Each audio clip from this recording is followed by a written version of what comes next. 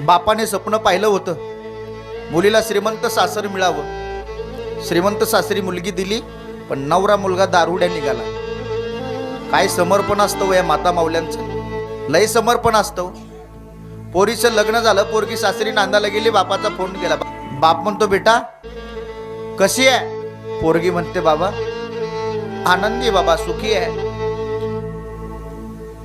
पण पोरगा नवरा म्हणणारा दारुड्या निघाला, रोज दारू पिऊन मारायचा. पण बापाला म्हणते बाबा 25 वर्षामध्ये जेवढं प्रेम दिलं बाबा, ह्या घराने मला 2 महिन्यामध्ये तेवढं प्रेम दिलं बरं का बाबा. बापाला खोटं बोलते पोरगी. का माहित आहे? आज मी माझ्या बापाला जर खरी परिस्थिती सांगितली तर माझा बाप 20 वर्ष जगण्याऐवजी माझ्या काळजीपोटी, माझ्या धास्तीपोटी 10 वर्षात जाईल. आणि ज्या वेळेला माझा बाप जाईल ना, त्यावेळेला माझ्या आईच्या कपाळाचं कुंकू पुसायला जबाबदार मी असेल. काही माता माऊली इथं बसलेल्या आहेत बरं का, तसाच रडत पडत दुःख देत स्वतःला लेकरा बाळाला सांभाळत तसा शेवट केला.